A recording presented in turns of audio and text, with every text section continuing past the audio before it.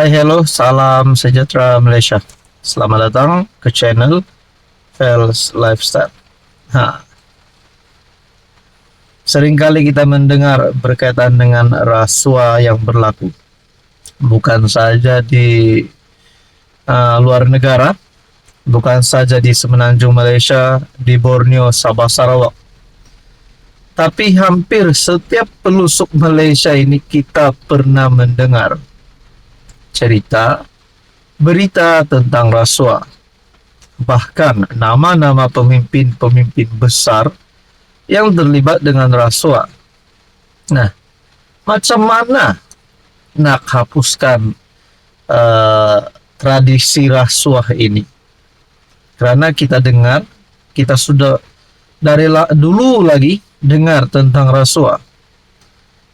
Pemimpin ini rasuah, bermacam-macam lah cerita tentang rasuah. Serbuan dilakukan, uang bertimbun ditemukan, dakwa di sana dituduh, macam-macam lah tentang rasuah.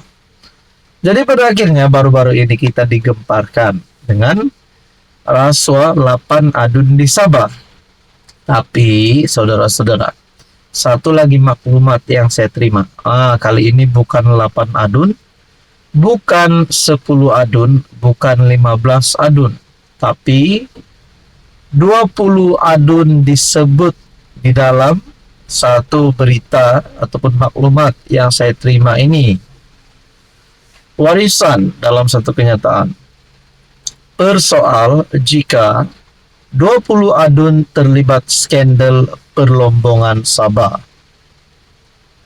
Susulan dakwaan, ada kartel memohon untuk melombong kira-kira 5% kawasan di Sabah. Warisan berkata, perkara itu menimbulkan lebih banyak persoalan. Antaranya, jumlah adun yang terlibat dalam skandal berkenaan. Ketua Penerangan Warisan Aziz Jaman berkata, demikian sebagai mengulas artikel FMT yang memetik sumber mengatakan, antara 2022 dan 2024, kartel itu memohon sekitar 20 lesen cari gali meliputi kawasan hampir 1 juta ekar. Adakah ini membayangkan bahwa 20 YB wakil rakyat berbeza terlibat? Kerana kartel itu memohon sekitar 20 lesen cari gali. Jika ya, siapakah YB ini selain mereka yang telah didedahkan oleh pemberi maklumat? Orang ramai berhak mendapat penjelasan mengenai senarai penuh individu yang dikaitkan dengan permohonan ini, kata Aziz. Terdahulu seorang pemberi maklumat mendakwa dia memiliki lebih banyak rakaman video berkenaan perkara itu.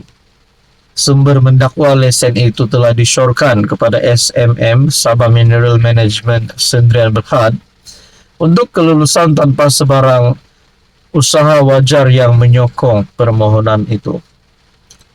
Aziz berkata dengan premium RM50 bagi setiap ekar, 1 juta ekar membolehkan kerajaan negeri memperoleh hasil RM50 juta. Adakah uang ini dibayar kepada kerajaan negeri Sabah? Jika dibayar, di manakah rekod dana ini? Aziz juga merujuk kepada artikel FMT yang lain yang memetik sumber yang tidak dinamakan, di mana Haji G didakwa, diugut dan ditawarkan rasuah untuk meluluskan lesen berkenaan. Kalau benar Ketua Menteri Sabah terima rasuah, berapa jumlah rasuah itu kalau benar? Dan kalau benar Ketua Menteri Sabah terlibat rasuah, dengan kesaan untuk Haji G letak jawatan sebelum ini, adakah bakal jadi kenyataan? Dan adakah warisan sekali lagi mempunyai harapan yang cerah untuk sekali lagi menjadi kerajaan negeri di Sabah? Dengan presidennya mungkin Syafiq Abdal, YB Munira, ataupun mungkin siapa-siapa saja.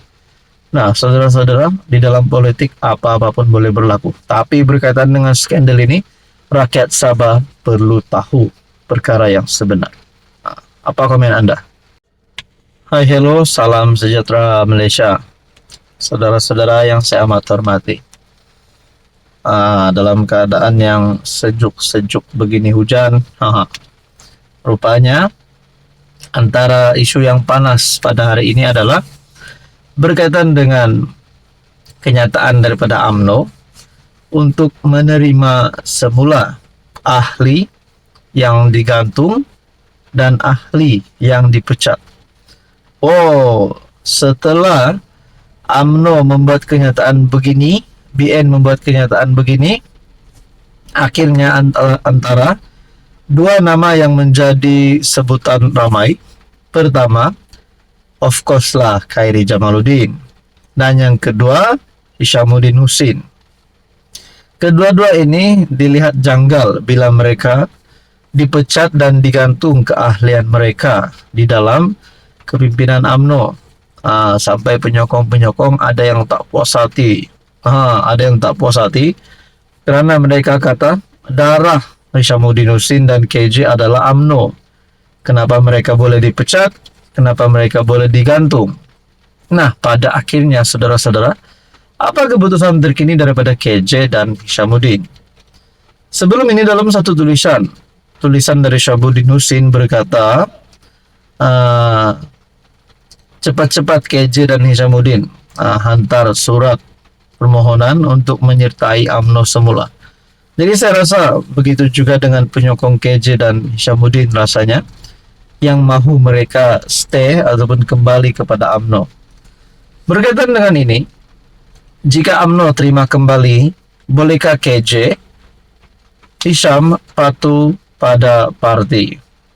Nah, antara yang disebut di sini adalah Khairi Jamaluddin dan Hishamuddin Hussein. Sekiranya mereka patuh semula kepada parti, tidak lagi menjadi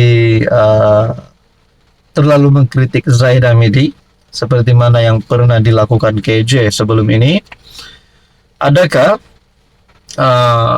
kedua-dua pemimpin ini mempunyai harapan untuk menjadi kepimpinan tertinggi UMNO, menjadi presiden UMNO, timbalan presiden UMNO yang baru?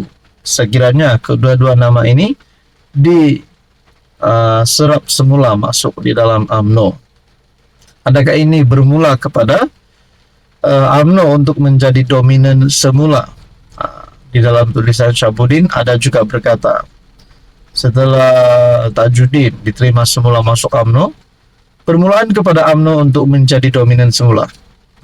Apatah lagi kalau Hishamuddin Hussein dan KJ yang memang menjadi sosok pemimpin yang disegani di Malaysia.